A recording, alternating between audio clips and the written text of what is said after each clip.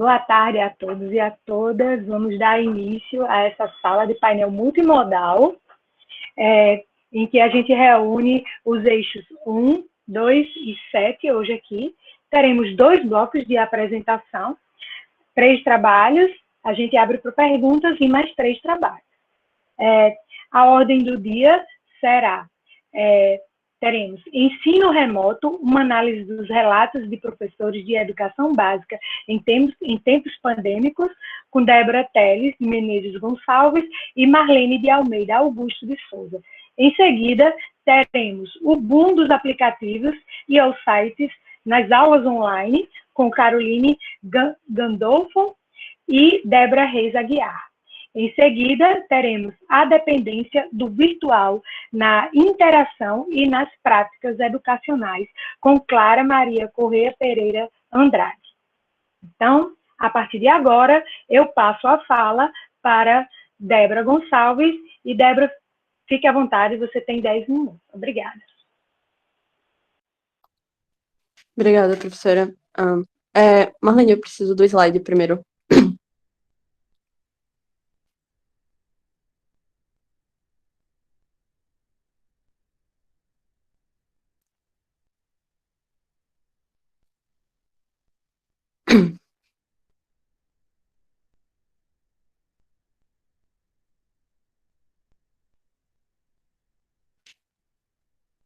Deixa eu ligar meu microfone para a gente ir se falando, né? Que eu, como estou com um problema aqui, eu já até tinha começado a compartilhar antes por causa do tempo que demora aqui. Caso alguém precise de ajuda, pode contactar nossos monitores, que a gente pode passar os slides para vocês.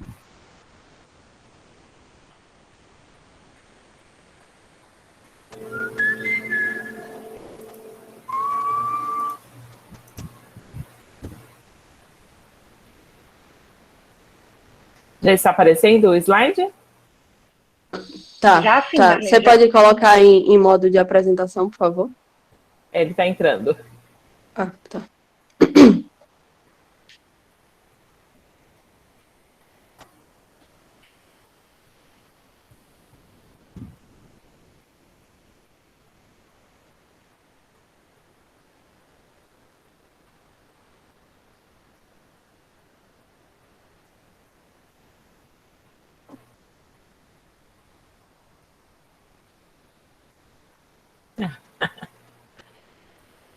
A tecnologia deixa a gente na mão quando a gente precisa. Parou, né, de compartilhar? Sumiu. Sim. Aqui fechou meu PowerPoint. Estou abrindo de novo ele. Já tinha deixado tudo aberto para exatamente prevendo a demora. E quando eu estava colocando para exibição, ele fechou.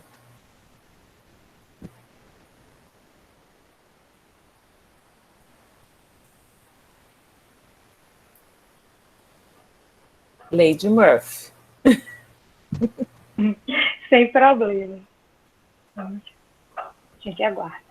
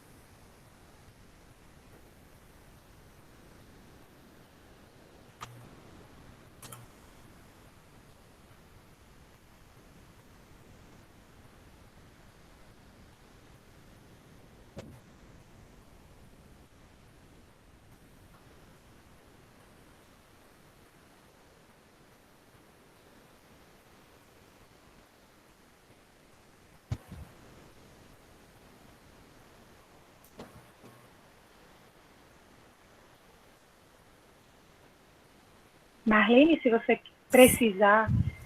Eu ia tentar compartilhar com a Clara, né? Tá, pode passar para a Clara ou para mim, como você achar melhor. Deixa eu ver se... Bom, deixa eu ver, agora acho que foi. Deixa eu ver se ele vai agora.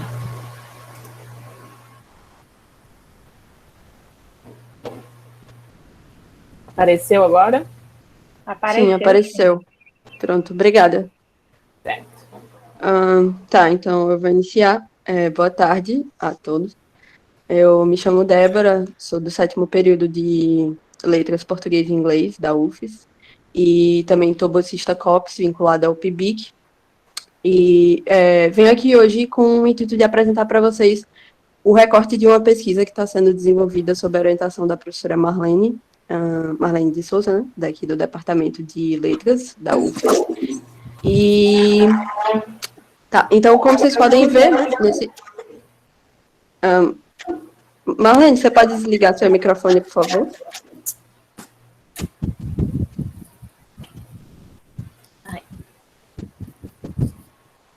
Pronto.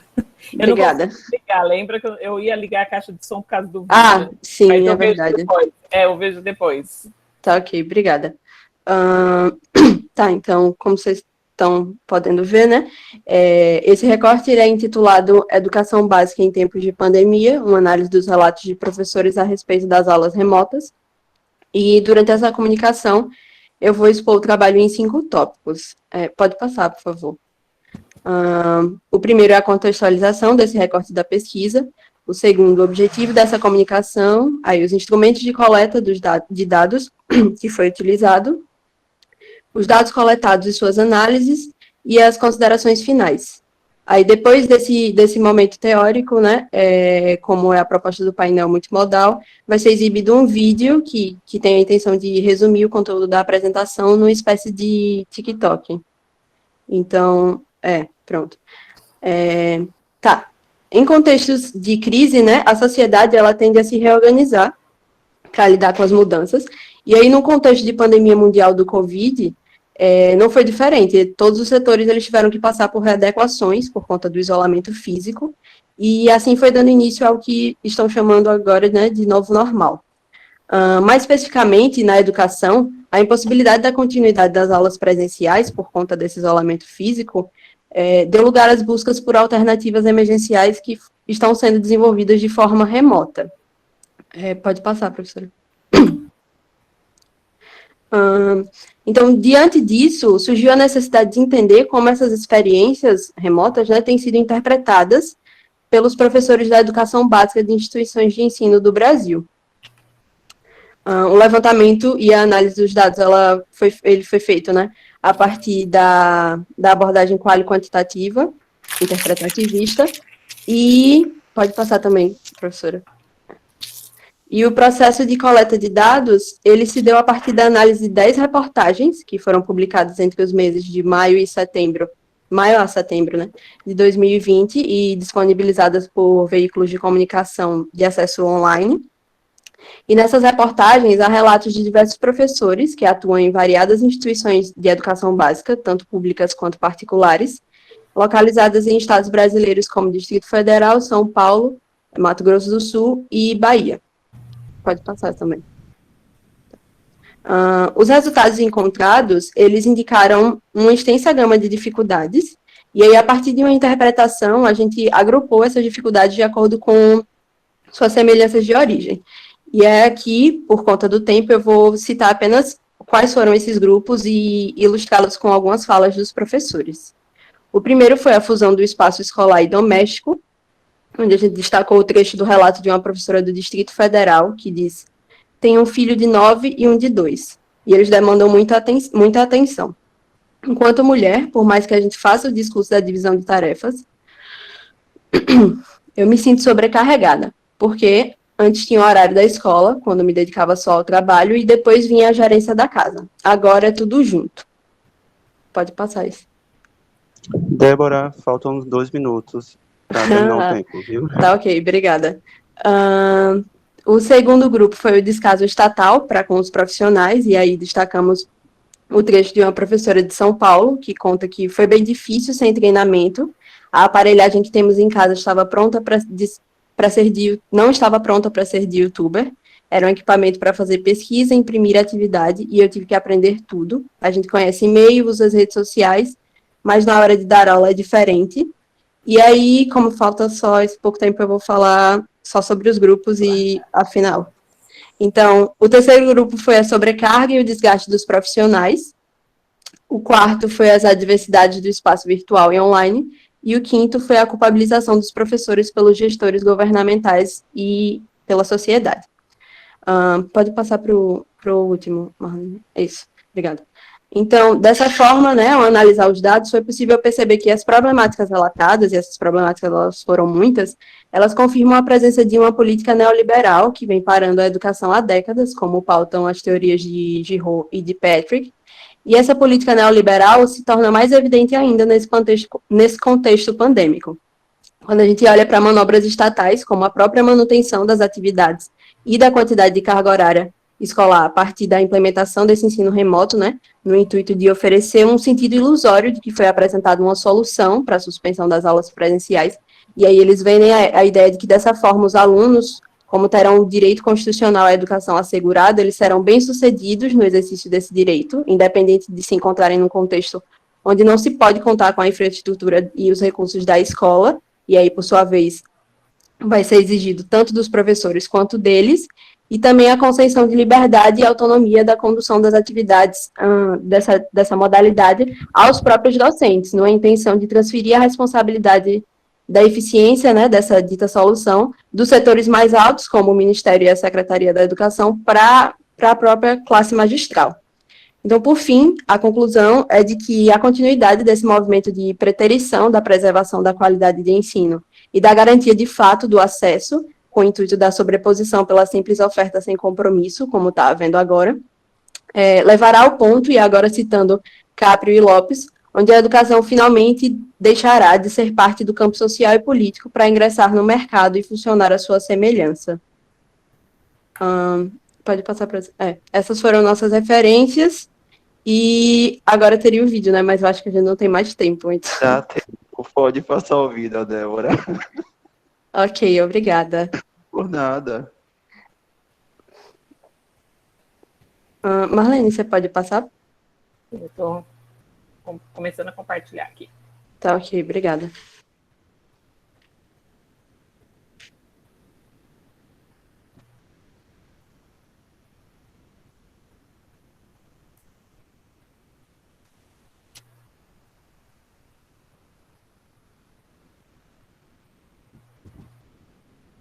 Professora Marlene, esse vídeo tem áudio também?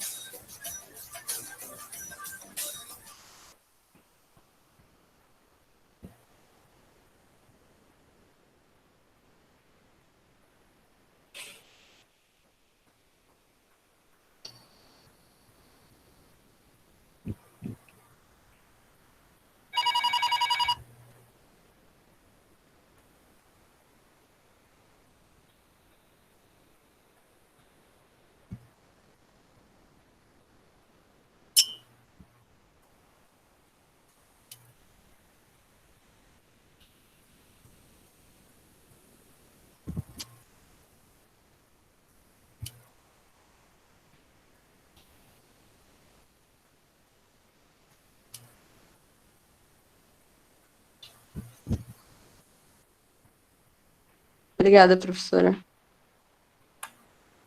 Muito bom, parabéns, Débora e Marlene, pela apresentação do trabalho.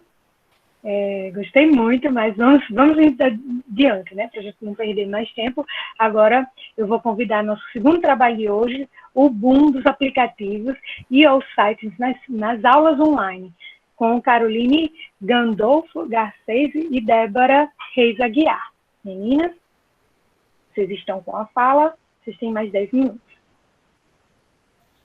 Olá, boa tarde. Só um instantinho, vou botar para apresentar.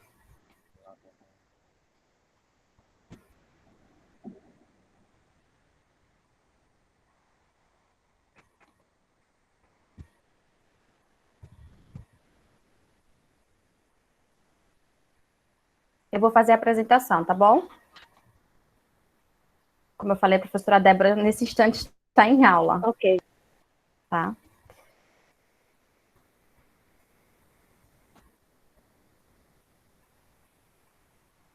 Pronto, acho que já foi, né?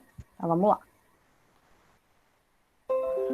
Bom, então, a gente vai falar sobre o boom dos aplicativos e os sites nas aulas online.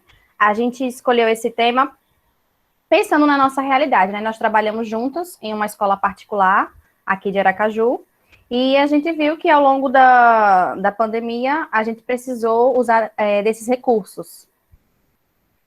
Então, baseando-se em quê? Né? Na questão do novo cenário. Então, a partir de março, nós mudamos completamente, nós entramos, né, em uma espécie de lockdown, e as escolas tiveram que se adaptar. Então, nós tivemos férias, a maioria das escolas deram férias em abril, quando foi em maio nós retornamos.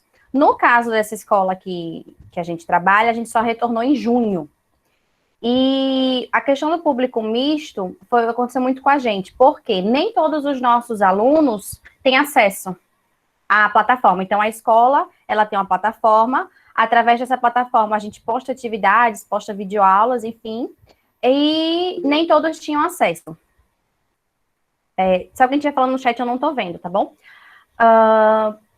Então, pensando-se nisso, nessa questão do público misto, o que seria esse público misto? Alunos que não têm acesso à plataforma, às videoaulas, e alunos que têm acesso.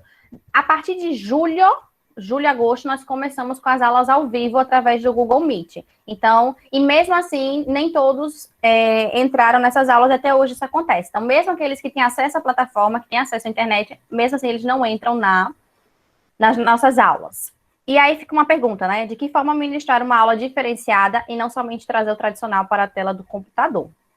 E pensando também na questão do próximo ano já, a questão do ensino híbrido. Então, a tendência é que próximo ano o ensino híbrido entre cada vez mais forte nas escolas. Então, uma parcela dos alunos vão estar na escola, outra em casa. Então, vai ser um blended aí que vamos ver, né, como vai ser. Já que nós, professores, nós não temos uma preparação, digamos assim, para isso. E quando chegar até a gente, como realmente vai ser, já vai ser basicamente iniciando as aulas. Então, eu trouxe esse conceito aí do que seria um ensino híbrido, né? Que seria uma educação formal e o aprende por meio do ensino online, né? Em parte por meio do ensino online, com algum elemento de controle sobre o tempo, lugar, modo e ritmo. E também, o ensino híbrido, ele não é somente a questão das metodologias ativas. Então, muitas pessoas pensam que o ensino híbrido é somente com relação às metodologias ativas, mas é muito mais do que isso. Como ele está falando aí, né? É um mix de presencial e online. Então, a gente mistura a questão dos espaços de aprendizagem, a gente mistura os tipos de alunos, né? A gente enquanto professor. Então, muitas coisas acontecem. E, além disso, por mais que seja uma coisa que nos ofereça várias oportunidades, como está falando, tem algo que é a questão da dificuldade, porque a gente precisa entender melhor como é que funciona esse ensino híbrido. Então, a questão que fica é, será que a gente vai ter tempo hábil para isso antes de iniciar o próximo ano letivo? Será que a gente conhece as metodologias ativas? Será que os professores estão preparados para trabalhar com isso? Então, são mais perguntas do que propriamente respostas. E uma das palavras-chave do ensino híbrido é a questão do planejamento. Então, planejar é muito importante no ensino híbrido, porque você precisa entender qual é o seu objetivo com aquele recurso, com aquela aula, de que forma que seu aluno aprende melhor. Nem todos vão aprender da mesma forma, mas o ensino híbrido ajuda a gente com essas salas mistas, esse público misto, heterogêneo que nós temos. Então, o professor que escolhe o ensino híbrido, ele precisa conhecer, testar, escolher, validar ferramentas digitais e entender que nem sempre vai dar certo, mas é a partir desse não dar certo, digamos assim, que ele começa a pensar em outras estratégias. Além disso, a gente também fala da questão da aprendizagem ubíqua, né, de Santaella. Então, um processo dinâmico e ativo que produz modificações cognitivas e comportamentais. Então, é uma forma de aprendizagem mediada pelos dispositivos móveis, e uma coisa que tem que entender é que a aprendizagem ubíqua, ela é uma coisa espontânea, contingente, caótica e totalmente informal. Então, o ensino híbrido, ele puxa para um programa mais formal, para uma educação mais formal. A aprendizagem ubíqua, ela é para uma aprendizagem mais informal. Mas os dois, eles estão relacionados e estão sendo utilizados, estão em voga cada vez mais. Bom, e aí nós utilizamos dentro das nossas aulas alguns sites, alguns aplicativos. Então, a gente decidiu falar sobre 3. O primeiro é o Kahoot, que acho que a maioria dos professores conhecem. Então, aí está o layout, né, do site, quando você entra no Kahoot. Você pode traduzir esse site, né? Acho que o próprio Google tem a opção de traduzir, então, os professores de português, porque ela é professora de língua portuguesa, eu sou professora de língua inglesa.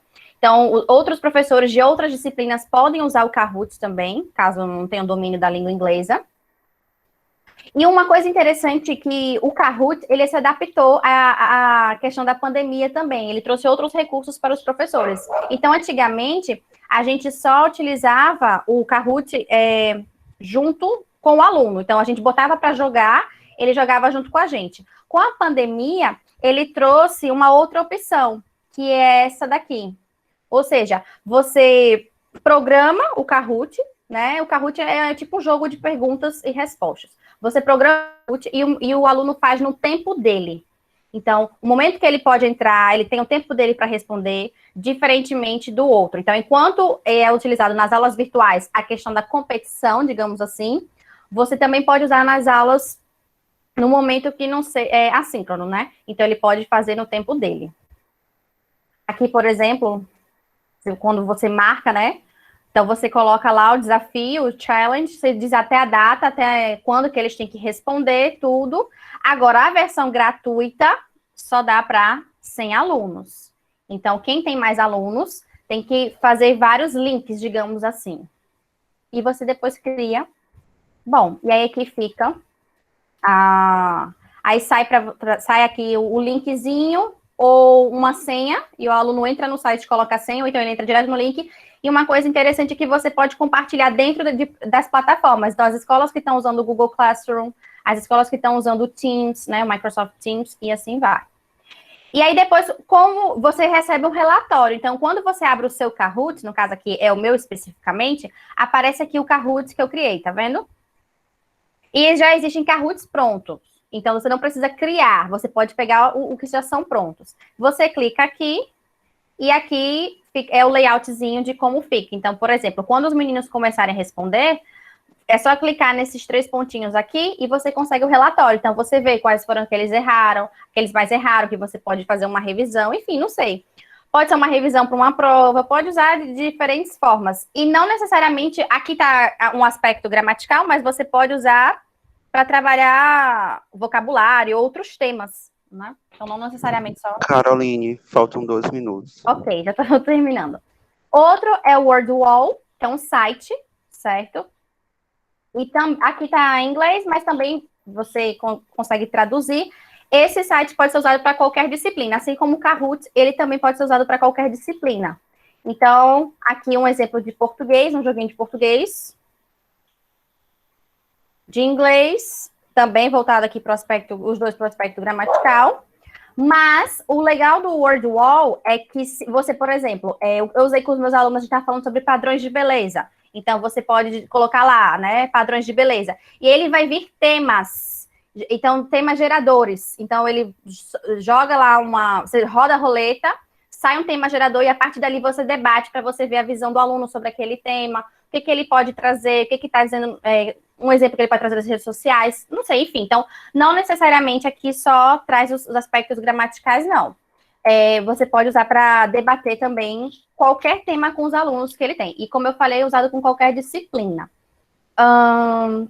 E ele pode ser usado com os alunos que têm acesso à internet ou não. Aqui, por exemplo, você pode imprimir, o professor pode digitar explicando como é que funciona essa atividade e enviar para o aluno responder em casa. E depois ele retorna e corrige. Então, não é porque o aluno não tem acesso que ele também não pode fazer essas atividades. Por exemplo, né, aqui são temas, né? Curfews, então, ser pontual não é importante. A cultura brasileira é muito educada. E aí, beijar em público não é educado. Então, são temas que você pode debater com os seus alunos. E, por fim, o chat class. Já tem 10 minutos. Pronto. Só para finalizar o chat class, pode ser? Pode sim. Pronto, só para finalizar. Então, o Chat Class, ele é um aplicativo, digamos assim, pelo WhatsApp que funciona. Então, é um robozinho que trabalha com a inteligência artificial e o aluno vai respondendo perguntas que são enviadas para ele. Então, você, como professor, aqui é só para inglês, só para professores de língua inglesa. Você escolhe a turma, tá vendo? E aí você envia e você vai falando com o robozinho. Perceba que eu estou me comunicando com ele. E o aluno também vai se comunicando com ele. E é aqui que funcionam as Olimpíadas de Inglês. Então, esse ano nós tivemos as Olimpíadas de Inglês e o aluno tem a autonomia de falar diretamente com o robô. O professor não interfere, ele só faz a mediação no sentido de auxiliar o aluno a usar o recurso e tirar dúvidas. Enfim, não chegamos em nenhuma conclusão ainda, porque estamos em processo, né? As nossas referências e obrigada. Muito obrigada, Caroline. A gente já passa, né, para a terceira apresentação de hoje e nosso terceiro trabalho a dependência do virtual na interação e nas práticas educacionais com Clara Maria Correia Pereira Andrade. Clara, a fala é sua. Oi, gente. Deixa eu só tentar aqui compartilhar uma janela, né? Rapidinho. A internet não tá legal hoje.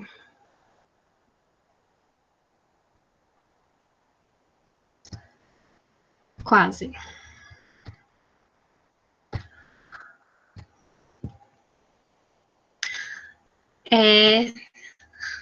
Se eu colocar para apresentar, vocês estão vendo a tela toda ou vocês estão vendo cortado? Nós Alguém estamos pode vendo me a tela dizer? toda. A tela toda, Clara. Clara. Tá bom, muito obrigada. Então, gente, prazer, né? Boa tarde. Meu nome é Clara e a minha proposta é bem simples, é mais que a gente possa conversar mesmo. E tem a ver com algumas questões que eu ouvi durante esse tempo. Então, tem algumas coisas que acho que pode ser um pouco pessoal, né? Vamos ver. E a primeira delas, eu vou focar mais em relação às tecnologias, tá? Ao uso delas. Eu escutei que nós precisamos agora aprender tudo isso. E aí eu pensando, né, chamo a atenção para que, na verdade, já vinha tendo uma necessidade de nos adaptar a essas tecnologias por causa do novo perfil de aluno que a gente já tem até há um bom tempo, né? Que são os chamados nativos digitais, aqueles que já nasceram inseridos nas tecnologias, né? Eles não precisam necessariamente aprender, eles já têm bastante familiaridade, que já não acontece, por exemplo, comigo, que só fui ter mais acesso quando já tinha uns 12 anos. Então, lógico que essa não é a realidade de todos, né? Os alunos, tem uma criancinha aqui acho que com iPhone, nem eu tenho um iPhone, mas no sentido geral, nós já temos esse novo perfil de aluno. E outra coisa que eu escutei muito é que, e até me surpreendeu, porque eu escutei dentro da minha própria casa, é que, e o professor agora, durante esse período, tá servindo para quê, então? Porque é só dizer e o aluno vai lá e faz na internet. E aí eu fiquei pensando, né? Eu achei que a discussão sobre a internet, ela já estava assim, não, acho que a gente já falou muito sobre isso, mas aí eu notei nesse contexto agora que não, né? Que não é porque os alunos eles já sabem muitas vezes mais do que eu, mais do que os próprios pais, isso não significa que eles não precisam de ajuda nesses ambientes, porque apesar da identidade deles, né, ser muito rica, ser muito interessante, mas ela também pode ser vulnerável à manipulação, à falsificação e tantos problemas que a gente sabe que existe na internet, né? Principalmente em relação a normas éticas, então comentários, as pessoas comentam como se estivessem realmente sem noção daquilo. Então, eu acredito que o papel do professor nunca foi tão importante agora, nesse período.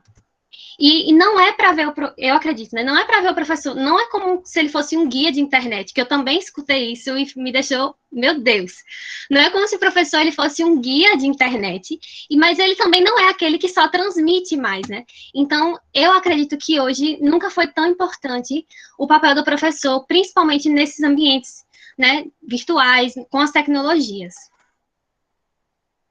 E outra coisa também, outro ponto que eu trouxe, né, é em relação a justamente essas redes, né, eu coloquei aqui vários ícones, e outra coisa que eu vejo acontecendo muito, muita gente está enaltecendo muito as tecnologias, no sentido de que, realmente, se não tivéssemos ela, nós não íamos poder continuar as nossas práticas, nós só estamos aqui nesse congresso, né, inclusive por conta das tecnologias, mas também tem muita gente que está demonizando muito, né, por conta de vários problemas que a gente tem, então eu trago essa... A Braga, ela fala isso, né, que não é que é bom ou que é ruim, então depende do uso. Então, o que é que nós temos agora? Nós temos uma democratização de acesso, participação, as coisas estão continuando por causa da internet, mas nós também temos exclusão social, econômica, nós sabemos que vários relatos, né, durante essa pandemia, de alunos que só têm um celular com dados móveis, que se o professor passar um vídeo do YouTube, acabou a internet do aluno. Então, a internet, ela tem esses dois lados, né, tem o lado da exclusão e tem um lado bom, que a gente precisa problematizar os dois. E um dos efeitos que nós vimos agora foi justamente essa dependência do virtual. A gente já vinha dependente dele e nós praticamente fomos obrigados a ir para ele. Se nós não fôssemos, a gente não ia poder continuar. Então, existia aquela sobrecarga e aquela necessidade de se familiarizar muito mais, né? Trazendo uma experiência pessoal, eu mesma não sabia quanta função o Google tinha. Eu estou descobrindo muita coisa agora. E porque eu me vi obrigada a continuar dessa forma. Mas também, isso traz muito além de habilidades técnicas. Eu também escutei muito isso, tem que aprender. Sendo que não é só aprender, é muito mais do que saber mexer, mas é saber lidar com os ambientes e as relações que podem ser muito inconstantes, né? São vários relatos durante as aulas que acontecem, do aluno não ligar a câmera, ou então do aluno fazer atividade de outra forma, ou não fazer, ou colocar um vídeo, nada a ver durante a aula. Então, é muito difícil também saber se relacionar nesses ambientes, e vai muito além de habilidades técnicas. E uma das coisas, né, eu acho bem interessante, que Paiva, ela já falava isso em 2001, né, que o problema não, né, o que acontece nos ambientes virtuais é que é praticamente impossível a gente prever todas as conexões que o aluno faz. Então, se antes a gente já não tinha muito controle, mesmo numa sala, já não tinha muito controle das situações, agora a gente está muito mais incerto e muito mais sem controle, principalmente quando as atividades elas não são síncronas. Porque como é que você vai saber que o aluno vai fazer daquela forma que você quer, às vezes que o professor quer, ou você imagina uma coisa, ele vai e faz outra, porque são inúmeras as possibilidades que existem nas tecnologias, né, nas redes. Então, o controle que antes já não... Acredito que, mas pelo menos assim, pelo menos dava para achar que tinha algum controle, e hoje não dá mais, né? Então também tem essas mudanças de pensamento. E aí eu coloquei até um símbolo do bonequinho correndo, porque a impressão que eu tive é que a gente teve que correr muito, principalmente eu como aluna, para me adaptar, para entender, para aprender a fazer as coisas, a usar o próprio Google, que eu não sabia usar muita coisa, mas também a gente também vê a necessidade de ser mais crítico no que a gente está fazendo e de mudança curricular. Eu acho que agora, mais do que nunca, a gente vai precisar adaptar muita coisa, porque está tudo mudando muito rápido, né? Até aqui mesmo, a própria plataforma, eu notei que tem agora uma opção de levantar a mão que não tinha. Então, são incontáveis atualizações e a gente precisa, na medida do possível, tentar acompanhar um pouco delas, né? E uma questão que eu até coloquei aqui, e foi tema da mesa de manhã da professora, que eu até me surpreendi, que ela falou, né, sobre tempo, né? Nós precisamos também de tempo para discutir todas essas demandas que surgem surgiram agora. E a gente não teve esse tempo ainda, porque nós fomos enfiados nessa situação e não tivemos tempo para refletir. E a gente precisa começar a fazer isso agora, né? Então, eu trago que, apesar das inúmeras questões que aconteceram, tem muita coisa, não dá para falar sobre tudo aqui, mas, por exemplo, a questão da desigualdade social e do acesso digital no país, como as escolas públicas, em sua maioria, sofreram com isso, a própria formação do professor, a sobrecarga, são muitos os problemas, são muitas coisas que aconteceram, tem todo um contexto social de isolamento, mas acredito também que foi um momento que nos proporcionou um crescimento e reflexões, principalmente em relação ao que a gente ensina, como a gente aprende, como a gente lida com as pessoas, como a gente se comporta nos ambientes, a quantidade de coisa que tivemos que aprender. Então, e como a gente está tão dependente disso tudo, do virtual, e nós não vamos ser mais os mesmos, acho que não dá para a gente pensar que tudo vai voltar ao normal, entre aspas, como era antes. Nós já passamos por muitas mudanças, nós ainda vamos passar por muitas mudanças, né? E tudo isso exige que a gente tenha muita mudança de postura, até mesmo do que a gente achava, do que a gente acreditava, né? E adquirir novas habilidades, discussões teórico-metodológicas, acho que vai ser muito importante, já está sendo muito importante, já vem sido feito para quem acompanha os trabalhos aqui na UFES ou em outras faculdades. E Clara, problematizar. Obrigada, já estou terminando. E problematizar tudo que passamos nesse período, acredito que é fundamental. Principalmente, me desconcentrei. Principalmente porque tudo que a gente passou, todas as questões, tudo que a gente viu, a gente precisa conversar, a gente precisa problematizar. A questão do acesso, a questão de como a gente se sentiu sobrecarregado, tudo são coisas que nós precisamos levar tanto para a sala de aula quando a gente voltar e para a nossa vida mesmo. Tudo isso que a gente passou agora precisa ser discutido. Essas são as minhas referências. Muito obrigada, vocês estavam aqui me ouvindo. E espero que a gente possa conversar um pouquinho agora no final. Obrigada, Clara. Obrigada às pessoas que apresentaram o trabalho agora, né? Nesse primeiro bloco. E agora eu abro para as perguntas. Né? Se vocês quiserem abrir a câmera e perguntar diretamente, ou se quiserem colocar no chat, como quiser. Né? Eu peço para quem apresenta o trabalho agora ligar as câmeras, aliás, que é minha vontade, né? Quem tiver a vontade para fazer isso, por favor. Gente, eu achei que estava ligado, estava desligado, foi. Meu Deus. Desculpa, eu apresentei. Mas foi tudo bem. A gente podia, inclusive, já treinar levantando a mãozinha, né? E aí a gente, só avisando que a gente controlar o tempo, Adeja, você faz isso para mim? A gente tem 10 minutos agora para as perguntas. Tá? Certo. Eu fiz uma pergunta via o chat, mas posso refazer a pergunta? Por favor, porque aí fica no nosso vídeo. Pronto. A pergunta vai para Caroline, que ela falou sobre o ensino híbrido. Mas a escola que você está trabalhando, ela está aplicando ensino híbrido de acordo com as regras, as técnicas que a metodologia do ensino híbrido aplica, ou apenas uma parte do ensino híbrido, a questão da sala invertida? Porque o ensino híbrido, em geral, tem uma complexidade imensa. Então, principalmente agora, que é a questão que nós não podemos ir para a escola. Então, poderia comentar isso aí, por favor? Se caso puder também. Sim. No caso quando a gente pensou em falar do ensino híbrido, foi mais pensando em 2021, né, como o próximo ano vai agir. O ensino híbrido é uma coisa que eu estou estudando há pouco tempo também, para tentar entender. Então, assim, Clara falou uma coisa muito importante na apresentação dela, tempo.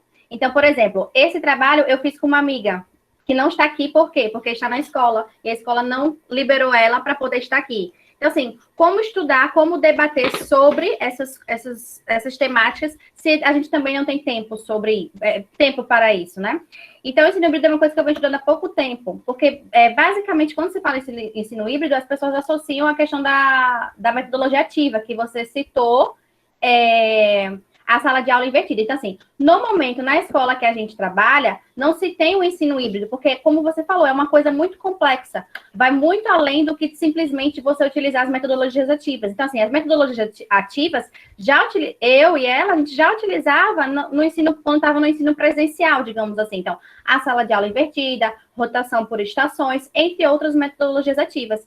Mas trabalhar o ensino híbrido propriamente dito, né, com aquela questão de você realmente personalizar o ensino, né, as atividades para os seus alunos, entender a complexidade, o aprendizado, a forma como cada um aprende, trabalhar com grupos heterogêneos propriamente e não somente tentar uma homogeneização. Então, isso realmente, infelizmente, não acontece na escola onde eu trabalho, mas que a gente precisa entender que essa realidade precisa ser modificada, pensando principalmente em 2021, que a tendência é que isso aconteça, que o ensino híbrido entre propriamente dito. Mas, para isso, a gente, enquanto professor, precisa entender o que é o ensino híbrido, o quão complexo ele é, como você já mencionou, entendeu?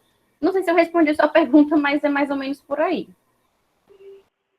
Obrigada, Carolina. Adejane, tem mais alguma pergunta aqui no chat? Você pode me orientar? Posso sim, professora. Então, as únicas perguntas que tem, a única pergunta que tem, na verdade, o professor Vanderlei que fez para a Clara, de onde ela tirou esses dados. Isso, eu ia até pedir para responder aqui. Essas coisas que eu comentei foram pessoas da minha volta. Tanto, por exemplo, vou dividir, né, para ficar melhor explicado. As questões como, por exemplo, tá aí o professor agora, né, porque só tá lá na internet, ou então o aluno já sabe tudo. Eu ouvi de pessoas aqui da minha casa, meu pai, por exemplo, eu ouvi de amigos, alguns amigos meus, que não são da área de educação, não são da área de letras, e foram coisas assim, foram conversas informais, coisas que estavam à minha volta. E em relação à sobrecarga de tempo de professor, eu escutei de amigos meus que são professores, como a própria Carol, que já conversou muito sobre isso, no próprio grupo da UFES, né, nós temos um grupo mais íntimo, que é eu, Tenório, Cecília, e estão sempre conversando sobre a falta de tempo para as práticas. Então, foram as pessoas à minha volta que os comentários delas que me fizeram fazer essa apresentação, até que ficou muito diferente do que eu tinha pensado inicialmente.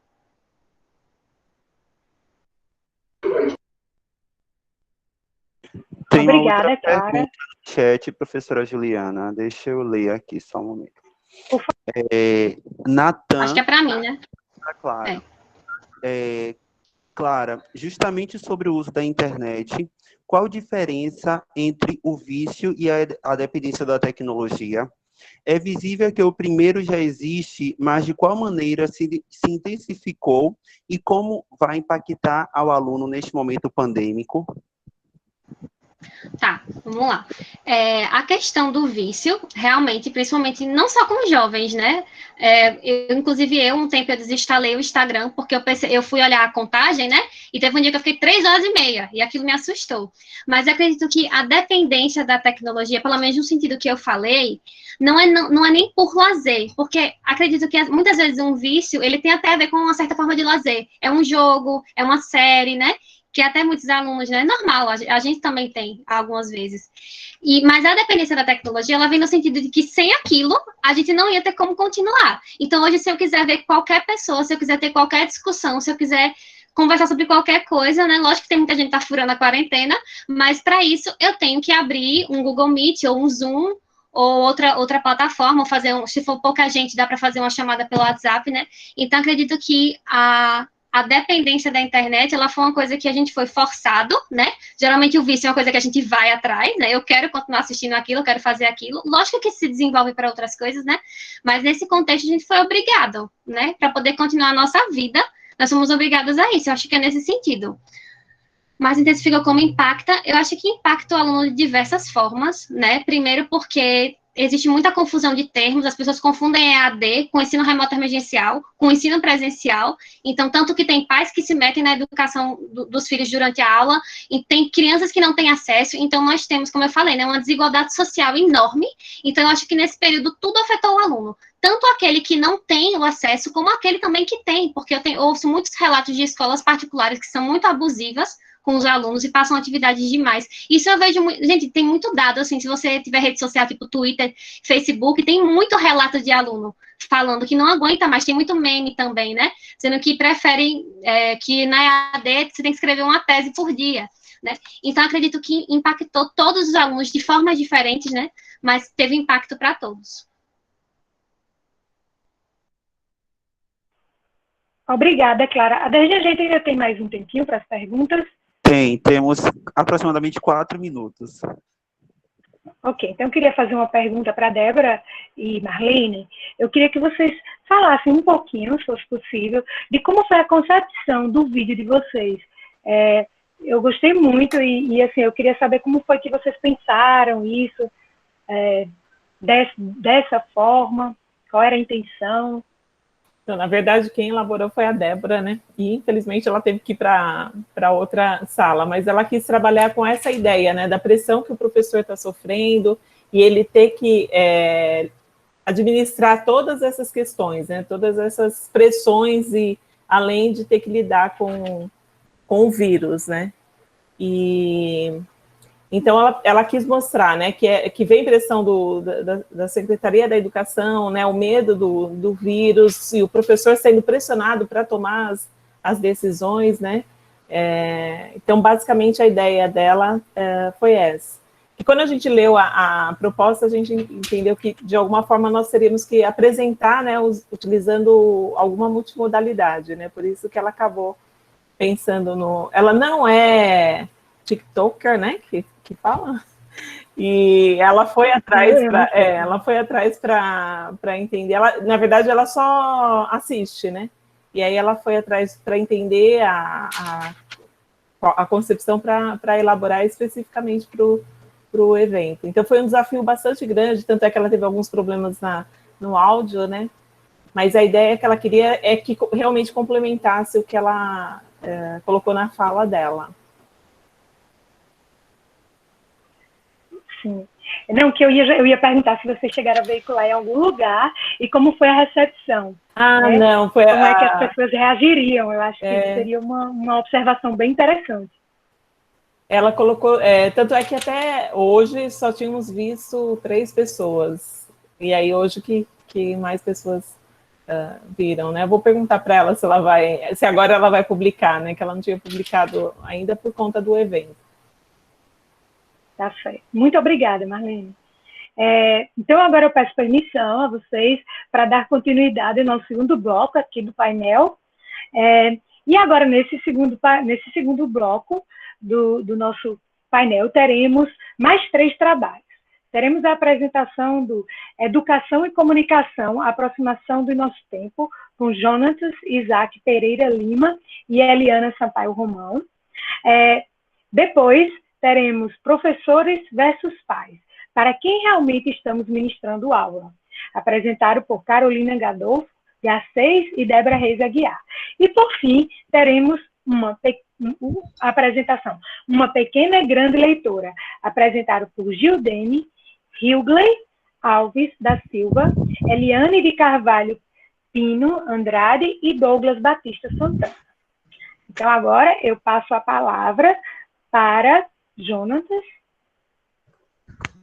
Compartilhar aqui. 10 minutos.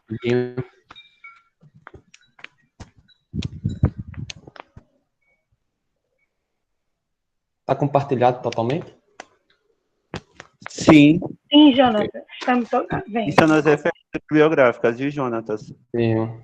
Deixa eu só...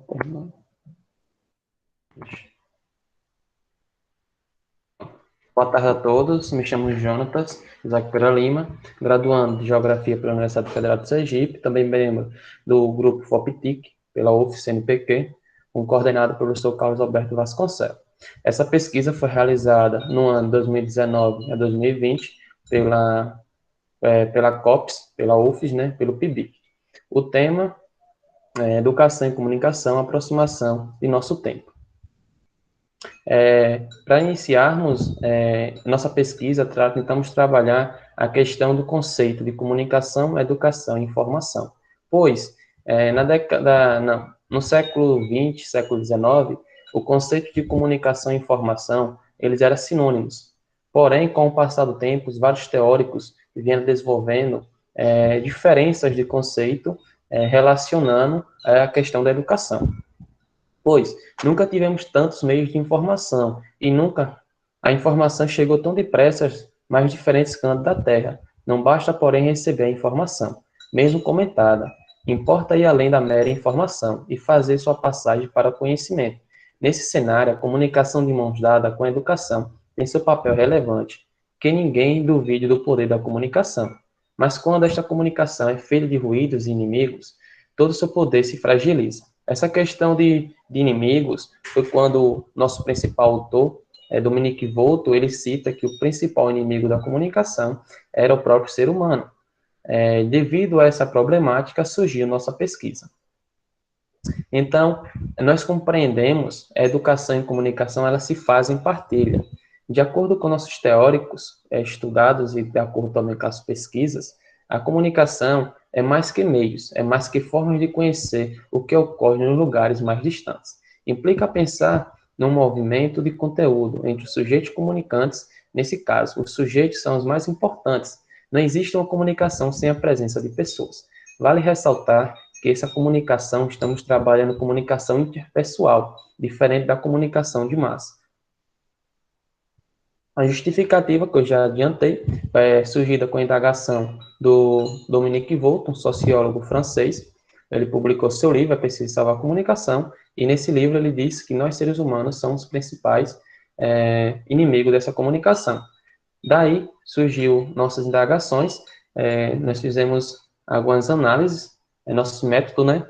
Aí nós, no primeiro momento, nós fizemos uma análise, né? Levantamentos de uma referência teórica, né? Para tentar também questionar o próprio Dominique Volto. Então, na pesquisa de segundo momento, houve uma entrevista narrativa, narrativa conhecida, com docentes do Departamento de Educação da Universidade Federal de Sergipe, que teve como interesse dos professores, aqueles que trabalham na área da formação do professor, temas sobre comunicação, informação e educação.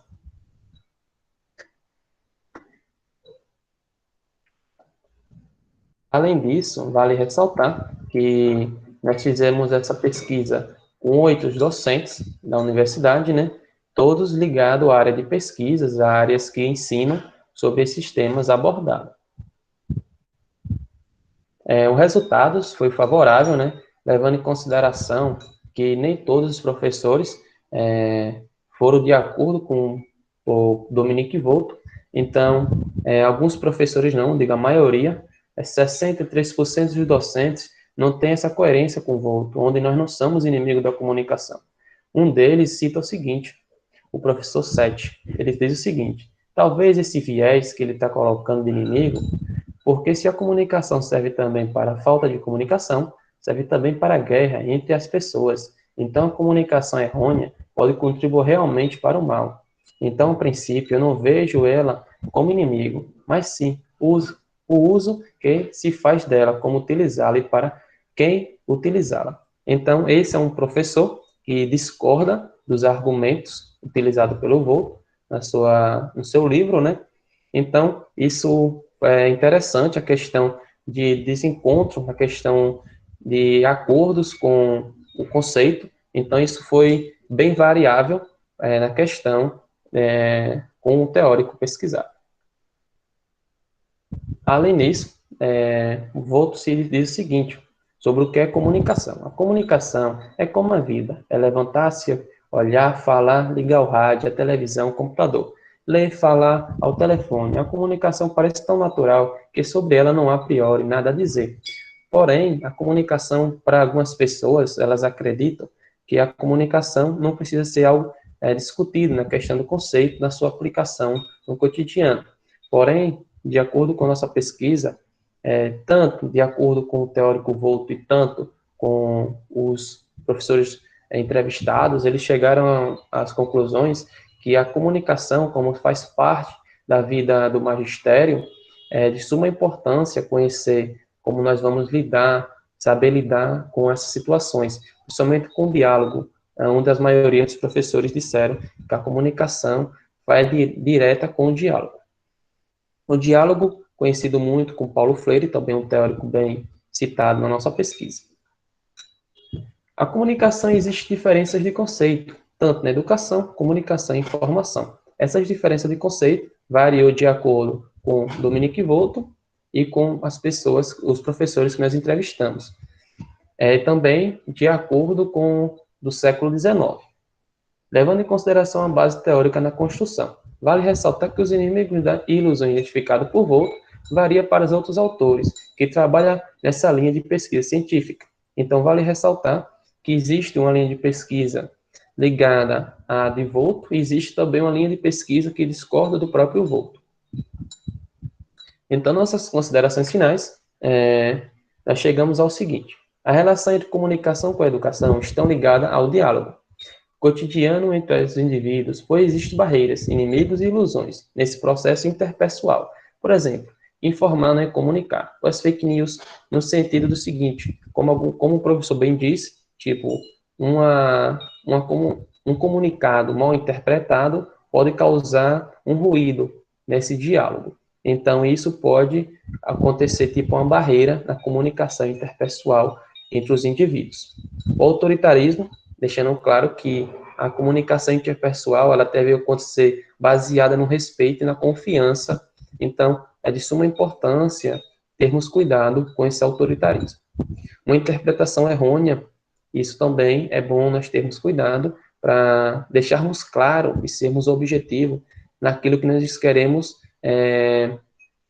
comunicar à pessoa que está ao outro lado, seja por celular ou aquelas pessoas que estão ao nosso lado. Através dessa pesquisa, percebe-se a importância de conhecer a diferença e relação entre informação, comunicação e educação, pois compreender os processos da vida cotidiana possibilita ao docente o caminho para instigar da melhor forma seus discentes na vida escolar e social. Pois, seguindo essa linha de raciocínio, Bauman fala o seguinte: precisamos de educação ao longo da vida para termos escolhas, mas precisamos dela ainda mais para preservar as condições que tornam essa escolha possível e a colocam ao nosso alcance. Falta 1 minuto e meio, Jonatas. Ok, muito obrigado. Por fim, observe-se que as transformações sociais tiveram impactos em mudanças de adaptar novos conceitos com a atualidade. Desta forma, esta pesquisa traz contribuições importantes para a sociedade contemporânea, visto que não basta somente informação, deve questionar e conhecer o sentido de sua finalidade nos acontecimentos, pois saber e compreender as armadilhas da comunicação e educação proporciona caminhos para os docentes no cotidiano do magistério. Então, de acordo com os objetivos propostos na nossa pesquisa, nós conseguimos alguns resultados que trazem alguns questionamentos para futuras pesquisas. Então, essas referências bibliográficas não são as gerais, mas as mais citadas na pesquisa. Entre elas, aparece o próprio Bauman, Castelli, Castilho, o Freire, a professora Eliana Romão, que trabalha sobre as narrativas no seu livro, Portela e o próprio Volto. Muito obrigado pela atenção. Obrigada, Jonatas. Eu já vou passar aqui para o próximo trabalho. Então, agora nós temos professores versus pais. Para quem realmente estamos ministrando aula? Com Caroline Gadolfo, Garcês e Débora Reis Aguiar. Meninas, vocês estão com a palavra e a partir de agora vocês têm 10 minutos. Só um instantinho que eu vou compartilhar.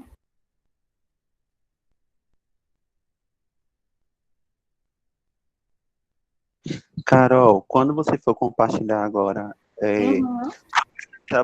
para ficar toda na tela a apresentação, porque na sua primeira apresentação ficou cortada. Aí nós não conseguimos ver tudo o que você estava apresentando. Certo, eu vou espelhar de outra forma para ver. Certinho, agradecemos. Débora? Oi, tô aqui. E nós também já estamos vendo, viu, sua apresentação, Carolina? Boa tarde. Conseguem me ouvir bem? Sim, estamos lhe ouvindo. Sim, sim. Ótimo. O nosso trabalho está intitulado Professores versus Pais, para quem realmente estamos ministrando aula. Eu sou a professora Débora Reis e a minha colega, parceira de trabalho, a professora mestra Caroline Garcês. Nesse novo cenário que nós estamos vivendo de aulas online, as aulas virtuais, né, devido a essa pandemia, ao Covid-19, os professores, nós professores, viramos youtubers e editores de vídeos, segundo o Paiva 2020. Isso ocorreu da noite para o dia.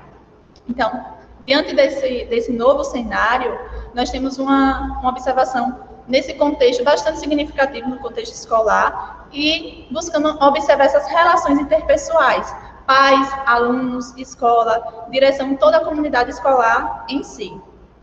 Então, as escolas, até então, despreparadas, né, e pressionadas pelos pais, passaram a fazer cobranças diariamente a nós, professores. E os alunos, consequentemente, eles passaram a assistir às aulas desmotivados e com a rotina tão exaustiva quanto a do presencial. Isso nos levou a uma reflexão sobre esse novo cenário, sobre esses conflitos existentes a partir desse novo cenário, devido à pandemia, né, como eu falei anteriormente. E essa reflexão nos traz, né, justamente a pergunta de para quem é que nós estamos ministrando as aulas, se é realmente para os alunos ou para os pais devido a essa cobrança. Então, além disso, os pais também se tornaram experts em ensino, passaram a acompanhar as aulas síncronas juntamente com seus filhos, então eles acabam estando ali ao lado, acompanhando, como se fosse realmente um diretor do campo dos colegas, né, professores, e a partir disso eles começaram a criticar veementemente os nossos trabalhos, os trabalhos dos docentes, sem nenhuma fundamentação teórica, ou seja, pensando de que forma isso poderia ou não prejudicar os professores. E dentro desse contexto, nós buscamos alguns relatos de professores para fazer análise de como esse cenário, essa cobrança, ela ficou tão exorbitante na nossa escola, diante da escola, tanto pública quanto privada, e nós buscamos alguns relatos que Caroline vai apresentar para a gente. Bom, então, dando continuidade aí, alguns relatos foram os pais e avós que interrompem as aulas para fazer alguma reclamação com relação à escola. Então, alguns professores comentaram que eles estavam ministrando a aula e durante a aula eles eram interrompidos porque os pais ou os avós, enfim, algum responsável, eles entravam na aula para reclamar com alguma coisa relacionada à escola. Então, coisa que, obviamente, não aconteceria no ensino presencial. Então, são situações que os professores não estão preparados, né? E eles não sabem nem como reagir na maioria das situações. E, inclusive, nesse relato, às vezes os pais abrem o microfone gritando mesmo. Então, é uma situação bem constrangedora para o professor. Outra situação que eles relataram foi a questão de abrir o microfone para dizer que o filho não está entendendo. Então, eles tiram a autonomia dos alunos, dos seus filhos, para dizer que não está entendendo. Então, eles se intrometem, entre aspas, né, no que deveria ser o papel do filho, enquanto aluno. Então, dizer ao professor que não está entendendo. Acontece também que os pais não deixam os microfones abertos. Esse relato foi de alunos pequenos, tá? Ensino fundamental menor, nos anos iniciais, que os meninos acabam esquecendo o microfone aberto e eles acabam ouvindo os pais, né, gritando, presta atenção, você é burro. Então, assim, situações novamente, né, constrangedoras e não só para os alunos, não só para o professor, como para os outros alunos também. Outra situação que aconteceu, e aqui já foi no ensino fundamental maior, especificamente no 9º ano, a professora estava debatendo sobre o bullying, sobre a questão do bullying, falando da questão do respeito, né, da empatia com o próximo. Então, durante a aula, ela estava falando sobre esses temas, e aí um aluno comentou no chat, dizendo que o bullying deveria ser combatido com violência, sim, porque a professora estava falando da questão de não utilizar a violência, da gente respeitar o próximo, e o menino falou, não, mas meu pai está aqui falando que deve ser combatido com violência, sim. E aí, o professor, o que ele faz numa situação dessa? Como agir? Então, a professora relatou que, no momento, ela ficou um pouco impactada, porque não esperava que isso fosse acontecer, né? Falando sobre um tema, ela trazendo a questão da não violência, da empatia, do respeito, e o pai incentivando, digamos assim, entre aspas, claro, a combater a violência com a violência. E aí ela tentou contornar a situação naquele momento, dizendo que o principal era o respeito. Ela tentou retornar na tecla, mas ela no relato dela, ela fala que ela perdeu, assim, o sentido, né? Ela até se perdeu no meio da aula, porque não sabia mais o que ela estava falando, justamente por um comentário tão desagradável. Entre outros relatos que nós recebemos de professores, de diversos, tanto fundamental, professores que lecionam no fundamental, no médio, a gente só selecionou alguns desses, e com relação a comentários de pai nas redes sociais. Então, a gente entrou no Instagram de uma escola, a gente ainda está nesse processo de analisar essas falas, então a gente só trouxe uma delas, no caso a gente só trouxe uma frase, né? Que o pai disse assim, somente um videozinho, dentro do que ele falou, o que mais chamou atenção foi isso. Ou seja, Débora falou no início que nós, de acordo com o Paiva, nós viramos youtubers da noite para o dia. Então, as pessoas, os pais, eles não entendem o processo que é gravar uma videoaula para pessoas que não estavam acostumadas. Então, não é somente um videozinho, há todo um processo por trás, há uma preparação, há a questão de você aprender a mexer no aplicativo, há a questão da edição, de fazer o upload no YouTube.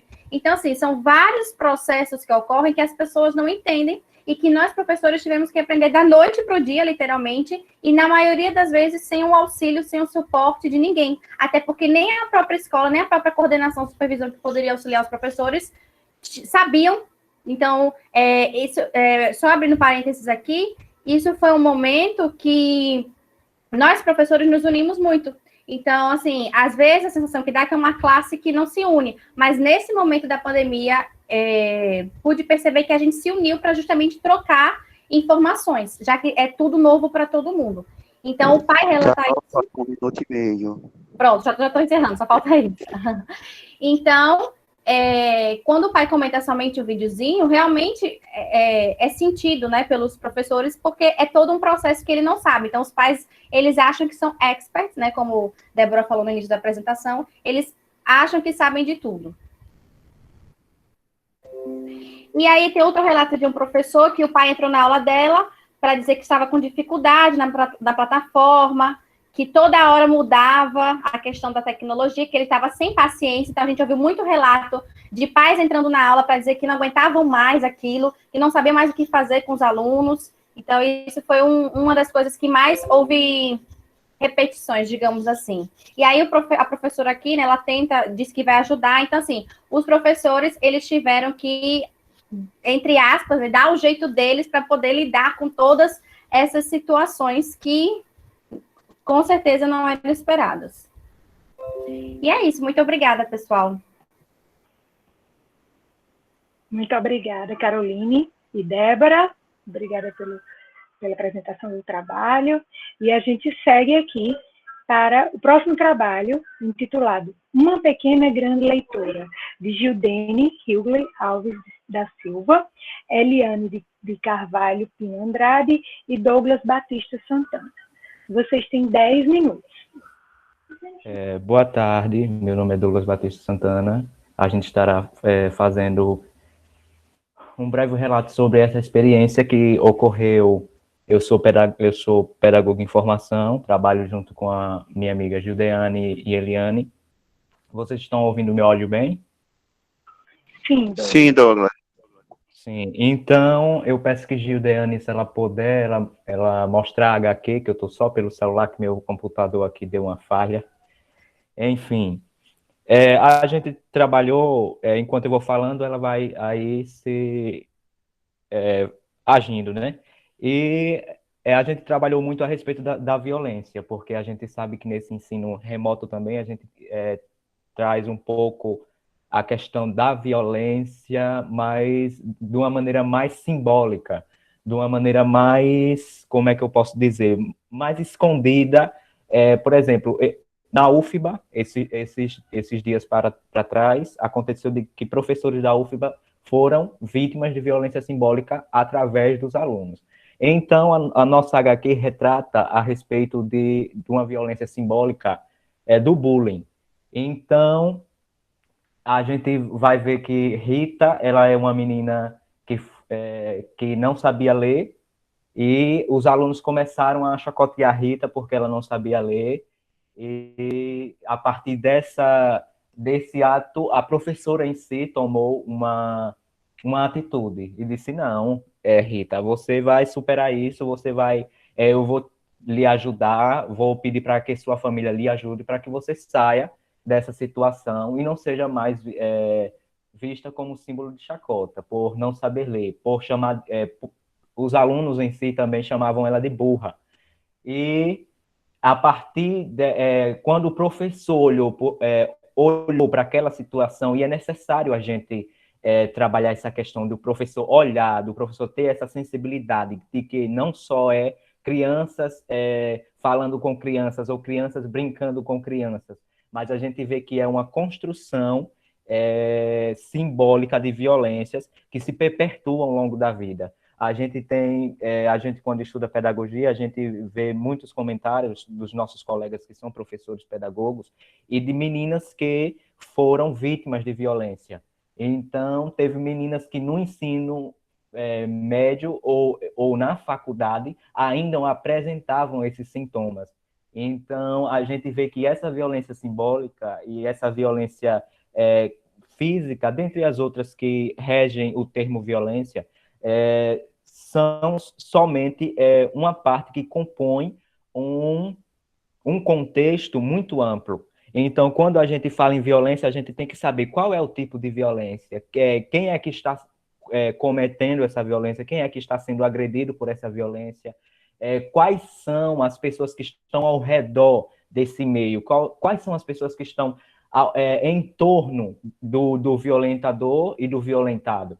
Então, a gente trabalhou muito essa questão na HQ, e se vocês quiserem, a gente pode mandar depois o link dessa HQ para vocês darem uma olhada, o PDF. E as referências também a gente vai colocar, porque, gente, foi uma coisa muito assim, não vou dizer desorganizado, mas a falta do tempo, né? Mas, se vocês quiserem depois, a gente coloca aí no chat, até mesmo no chat, falando as referências que a gente utilizou. Então, a gente se inspirou muito na agência da noção de bullying no contexto brasileiro, a partir da etnografia de uma experiência escolar de Juliane Basso. Ela é uma educadora que ela trabalhou o menino Lucas, ela usou esse nome fictício para um menino que estava sofrendo violência simbólica, e o texto dela é tão maravilhoso que quanto mais você lê, mais você tem vontade de ler. Então, ela sabe bem do que ela está falando. Então, as crianças usavam da violência simbólica muito forte. Era coisa de você dizer bem assim, mas como que a criança pode usar uma violência simbólica nesse grau, nessa intensidade? Então, você vai começando a construir o quebra-cabeça, e você vai vendo que Lucas, ele sentia que aquela violência que ele estava passando, ou aquelas violências internalizadas que os colegas... Licença. Ô, Gil. Douglas, vocês estão vendo a minha tela? Estamos te ouvindo, só que a sua tela não aparece, Gildeane. Gildeane, você quer enviar o trabalho? Pronto, começou a compartilhar agora. Agora a sua tela já está aparecendo, Gildeane. Isso, Gil, isso mesmo. Pronto, agora posso continuar, Gil, porque o tempo não nos espera. Gil? Pronto, aí está, a pequena grande leitora que a gente tanto fala. Então, ela vai ser uma dessas vítimas a poder, vou dizer, desfrutar, né, dessa violência que ela...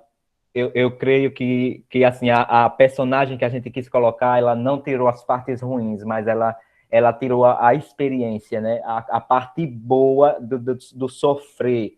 Ela, tipo, que ela pegou as pedras que tangeram nela e construíram um muro. Em um castelo, vamos se dizer. E quando Juliane Basso vai tratar a respeito do Lucas, quantos minutos ainda eu tenho? Vocês sabem me informar? Douglas, você tem 4 minutos. Ok. Então, a gente se inspirou em Juliane Basso, que foi a agência da noção de bullying no contexto brasileiro, a partir da etnografia de uma experiência escolar. É uma professora que estava numa sala de aula e fazendo um relato sobre Lucas, sobre o nome fictício Lucas, né? E sobre as violências que esse Lucas estava passando. Então, é uma criança que estava sendo vítima de uma grande multidão de violências, e ela vai retratar a história de como esse menino, de como era o contexto de vida desse menino, o que é que esse menino estava passando, a família desse menino estava passando por um período muito difícil. Então, quando você começar a ler a história, você vai começar a entender. E o segundo texto que a gente se inspirou foi Violências de Gênero no Cotidiano Escolar, de Maria Aparecida Souza Couto. E esse texto eu quero agradecer a Eliana Souza, ela passou esse texto para a gente e no segundo período, se não me engano, e foi um texto, assim, um marco, para mim também, que estudo sobre violência, e o meu TCC vai ter algumas pautas sobre a violência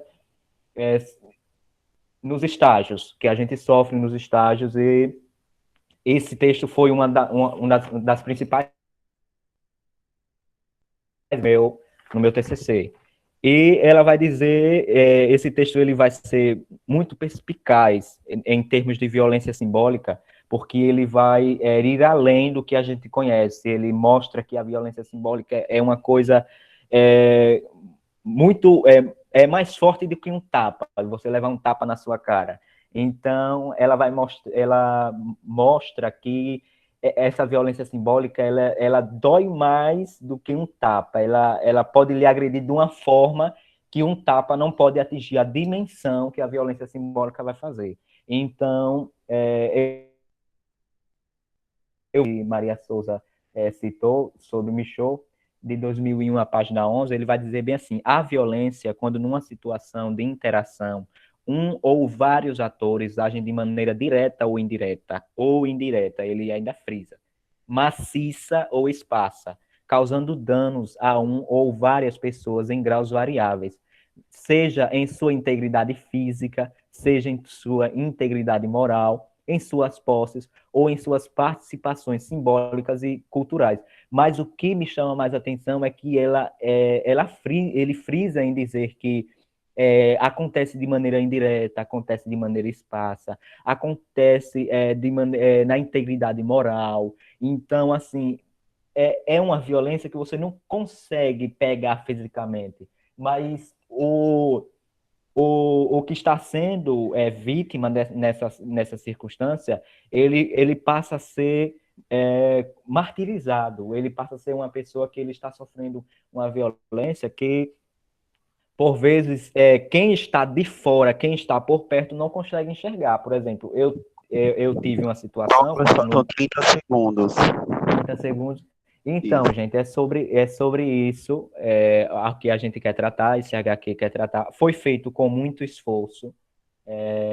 Foram 5 integrantes, se eu não me engano. Mas eu espero que vocês gostem dessa leitura. Depois, se vocês quiserem, a gente pode enviar o PDF. E se vocês quiserem também mandar o e-mail para a gente enviar esse PDF, a gente envia. Mas o que a gente quis retratar foi sobre a violência simbólica que Rita estava sofrendo. A pequena, grande leitora, que no final, não vou contar o final para vocês, mas é uma história assim, emocionante, vamos dizer. E é isso, gente. Muito obrigado por estarem atentos às nossas aqui atribuições.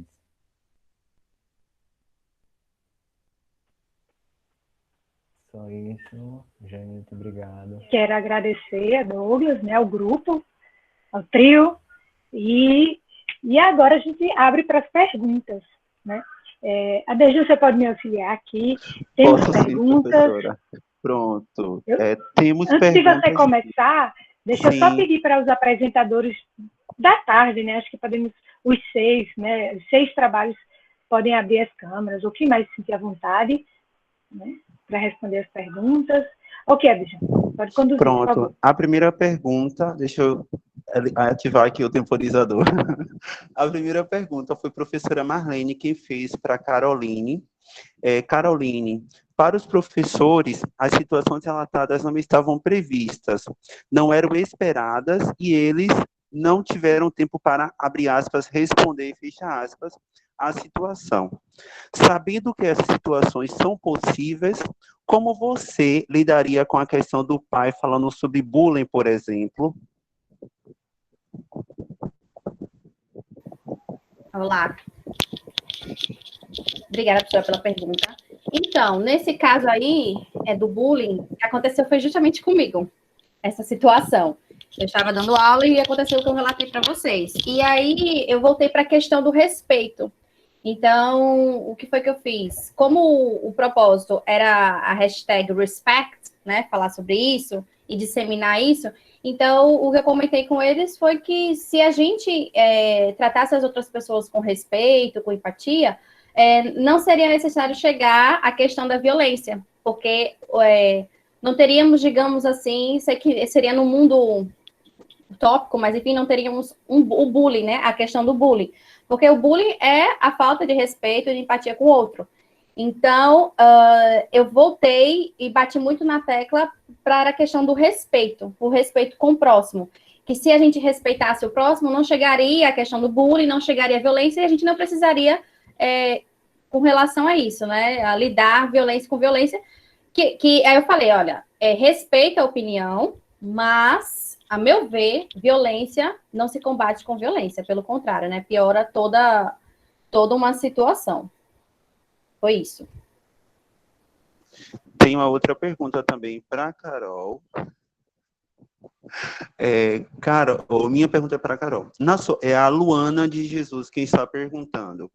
Na sua opinião, existe uma má relação entre pais e professores? Como poderíamos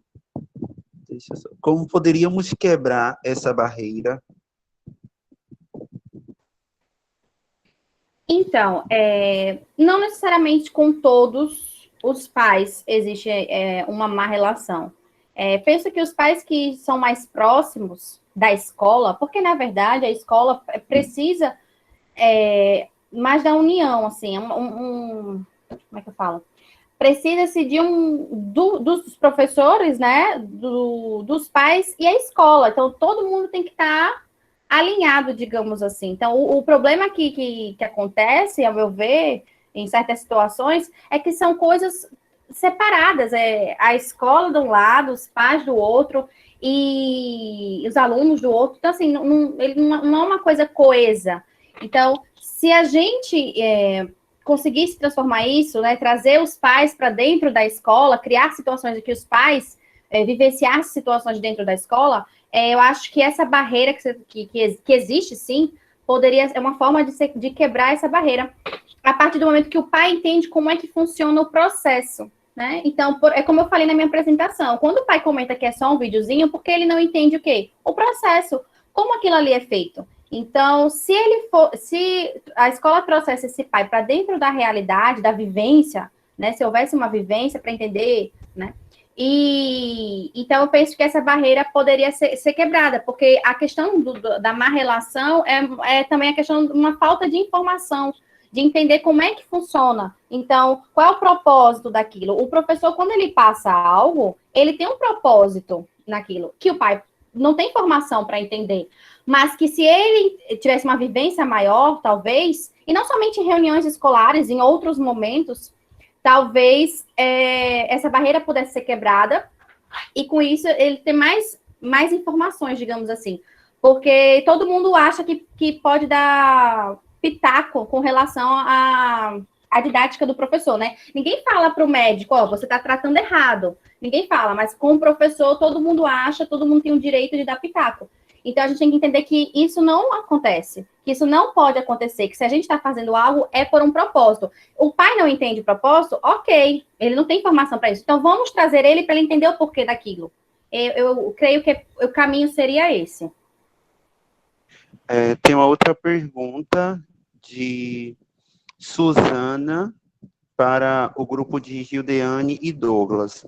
Como a leitura pode trazer uma contribuição no sentido de levar uma mudança de comportamento? A leitura por si só já mudaria a cultura da violência? Como os professores podem trabalhar a leitura na sala de aula? Suzana, não foi isso que fez essa pergunta? Isso, Douglas, foi Suzana. Suzana, muito obrigado por fazer essa contribuição. Vou estar dando aqui o meu ponto de vista, né? Você me perguntou, a primeira pergunta foi, como a leitura pode trazer uma contribuição no sentido de levar uma mudança de comportamento? Eu digo que a gente somos o que lemos. É uma coisa minha. E do que passamos por experiência. Então, se hoje eu sou um professor que, quando eu entro na sala de aula, eu procuro ver o comportamento dos meus alunos, eu procuro ver o porquê de tudo aquilo que acontece dentro da sala de aula, é porque eu compartilho e ouço e leio experiências escolares. Então, para que você entenda o real contexto da história, você tem primeiro que fazer suas análises, fazer as suas ter as suas próprias experiências, olhar com seus próprios olhos, ver de perto o que realmente está sendo, o que está ocorrendo. Então, a leitura pode sim trazer uma contribuição e mudar o comportamento não só do aluno, como também do professor. A gente vê, por exemplo, no filme Como Estrelas na Terra, a mudança que o professor teve dentro de uma escola, que ele fez dentro de uma escola em que o professor era muito padrão, era muito, como posso dizer, era muito normalista.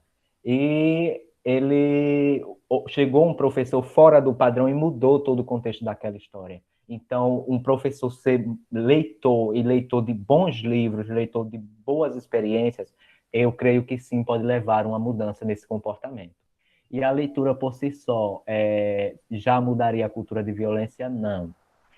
Não mudaria, eu digo isso porque acontece várias situações em que é como trabalhar a respeito da hipocrisia, né? A gente vê o errado, mas não trabalha para consertar o erro em um acerto. Então, eu acho que a leitura por si só, ela não mudaria a cultura da violência. Como os professores podem trabalhar a leitura na sala de aula? Suzana, eu estou em formação ainda, mas assim, pelo que tenho visto, pelo que tenho passado, e tenho contemplado também sobre os meus olhos nas experiências que tive no PIBID e agora no Residência e em outros estágios não obrigatórios, eu percebi que a leitura ela pode ser trabalhada de diferentes formas, em diferentes... por exemplo, a gente trabalhou leitura no PIBID usando quadrinhos.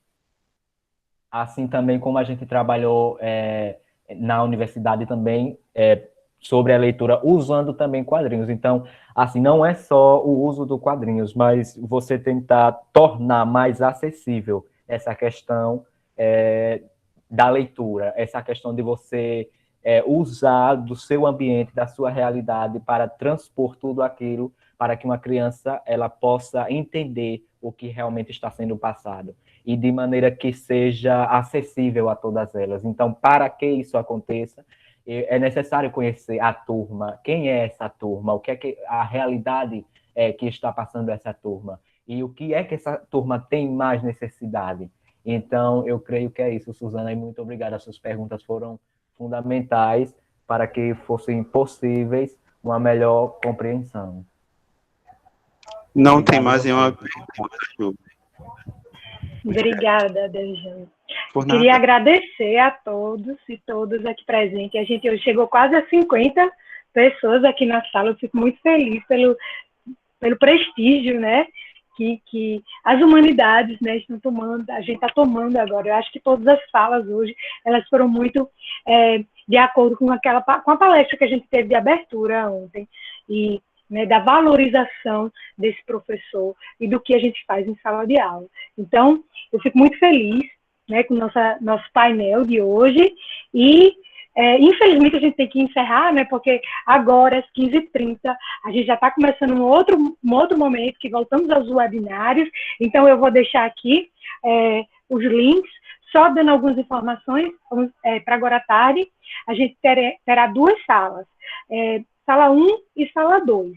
Então, quem tiver interesse em dar continuidade ao evento, assistindo os webinários agora da segunda da tarde, prestem atenção qual é o que você vai assistir. Na TV UFES, a gente tem a indicação lá, e peço só que marquem a gente aí nas redes sociais, né, e continuem acompanhando, que até sexta-feira a gente ainda vai ter muita coisa. Bom, eu queria pedir para a gente fazer um registro final. Vamos ligar as câmeras, quem puder, para a gente tirar uma foto aqui desse momento. Não sei se algumas pessoas já saíram.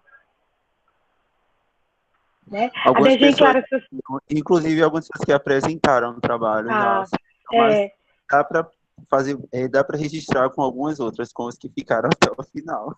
Vamos sim. A DG, claro, depois vocês botam um link aqui das nossas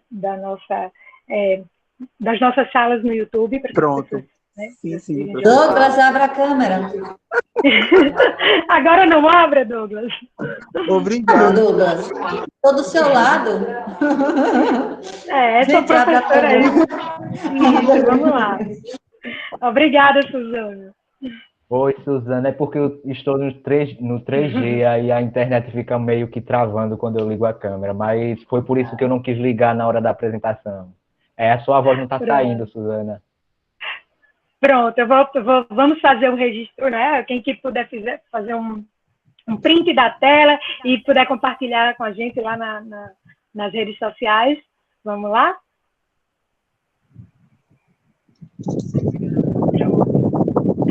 Eu já fiz o meu. E vou fazer um aqui do celular também.